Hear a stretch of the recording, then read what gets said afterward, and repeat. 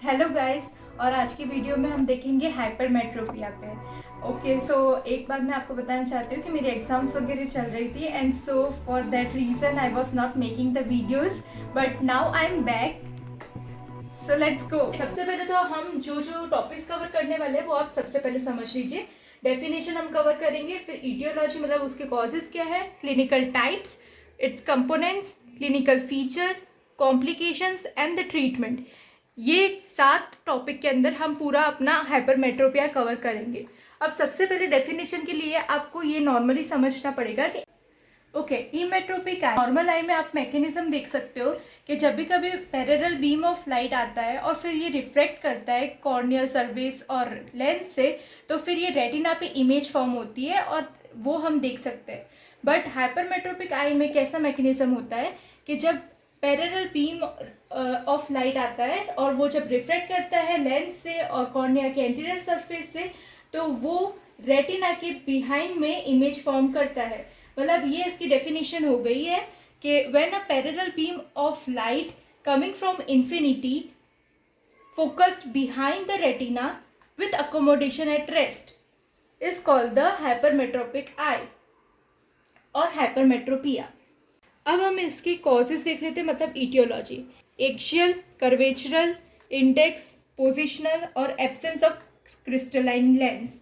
Axial में क्या होता है कि अगर आप देखोगे आई के अंदर, अगर उसकी एक्सियल लेंथ होती है, अगर वो छोटी हो जाए तो क्या ये रेटिना की इमेज जो इधर फॉर्म कर रही थी अब वो उसके पीछे साइड ही बनने लगेगी। सपोज दिस इज द आई, तो अगर ये इसकी नॉर्मल इमेज यहाँ पे बन रही थी तो मतलब यहाँ पे बनेगी, मतलब बिहाइंड द रेटिना, मतलब हाइपरमेट्रोपिया हो गया। एक्सियल लेंथ का 1 mm से डिक्रीज होगा तो 3 डायोप्टर का हाइपरमेट्रोपिया होगा, ये आपको ध्यान में रखना है। फिर कर्वेचरल मतलब आगे का anterior curvature of the lens flatten हो जाएगा तो फिर ये हाइपरमेट्रोपिया हो सकता है। कर्वेचरल के अंदर आपको याद रखना है कि 1 mm फ्लैटनिंग ऑफ कर्वेचर या तो फिर 1 mm increase in radius of curvature 6 dioptre of hypermetropia कर सकता है। इंडेक्स, रिफ्रैक्टिव इंडेक्स घट जाएगा तो हाइपरमेट्रोपिया हो जाएगा। पोजिशनल, पोजीशन किसकी, लेंस की। लेंस की पोजीशन कहाँ पे हो जाती है, ये पोस्टीरियरली। लेंस की पोजीशन अगर पोस्टीरियरली होगी तो फिर आई का जो रिफ्लेक्शन होता है वो पीछे साइड ही पड़ेगा, मतलब behind the retina. Absence of crystalline lens, ये एक कॉज है जिसके अंदर हाई हाइपरमेट्रोपिया होता है। अब हम क्लिनिकल टाइप्स में पढ़ लेते हैं। तो इसमें आते हैं फिजियोलॉजिकल, नॉन फिजियोलॉजिकल और फंक्शनल। फिजियोलॉजिकल मतलब बचपन से ही हमको ये फिजियोलॉजिकली सब में होता है, जैसे कि डेवलपमेंटल एक्सियल हाइपरमेट्रोपिया, मतलब हर बच्चे की आँख में +2 या +3 के चश्मे के नंबर होते हैं पास के। दूसरा नॉन फिजियोलॉजिकल, उसमें आता है कंजेनाइटल और एक्वायर्ड। कंजेनाइटल मतलब इसके अंदर एग्जाम्पल्स आप देख सकते हो, माइक्रोप्थेल्मोस। फिर दूसरा एग्जाम्पल है नैनोप्थेल्मोस, मतलब स्मॉल आई। उसके बाद में आप माइक्रोकॉर्निया, ठीक है, ऐसे एग्जाम्पल्स आप देख सकते हो। और कंजेनाइटल सबलुक्सेशन ऑफ द लेंस, ठीक है। एक्वायर्ड में क्या हो सकता है कि एज रिलेटेड, मतलब सीनाइल के अंदर क्या होता है, कॉर्टिकल स्क्लेरोसिस हो जाता है।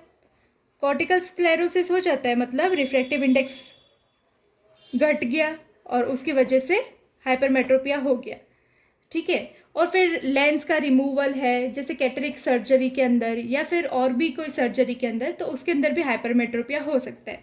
अब हम देख लेते हैं कंपोनेंट्स पे।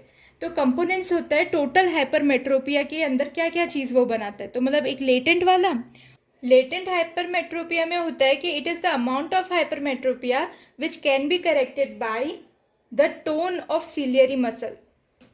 मैनिफेस्ट हाइपरमेट्रोपिया के अंदर होता है it cannot be corrected bye inherent tone of the ciliary muscle. इसके अंदर 2 आता है, फैकल्टेटिव और एब्सोल्यूट। फैकल्टेटिव मतलब पेशेंट को अपने अकोमोडेट करके उसको करेक्ट करना पड़ता है, बट एब्सोल्यूट के अंदर it cantt be corrected. Clinical features के अंदर आता है साइंस एंड सिम्टम्स। सिम्टम्स के अंदर हम देख लेते हैं कि एसिम्टोमेटिक होता है या तो asthenopic symptoms, tiredness of eyes, frontal और frontotemporal headache, watering and mild photophobia. Defective vision हो सकता है अलॉन्ग विथ एस्थेनोपिक सिम्टम्स, या फिर उसको डिफेक्टिव विजन ही हो सकता है ओनली। साइंस के अंदर क्या आता है, science of eyeball small, cornea small या फ्लैटेंड, एंटीरियर चैम्बर हो जाएगा अब छोटा, रेटिनोस्कोपी के अंदर हाइपरमेट्रोपिक फाइंडिंग आएगा, फंडस एग्जामिनेशन के अंदर आएगा स्मॉल ऑप्टिक डिस्क, ए स्कैन यूएसजी बताए।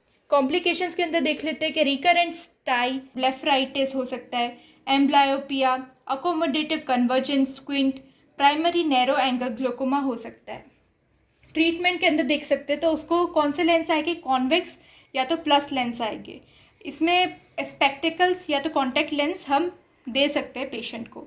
सर्जिकल ट्रीटमेंट देखिए तो हाइपरोपिक लेजिक, दूसरा आता है thermal laser keratoplasty, and the third one is conductive केरेटोप्लास्टी।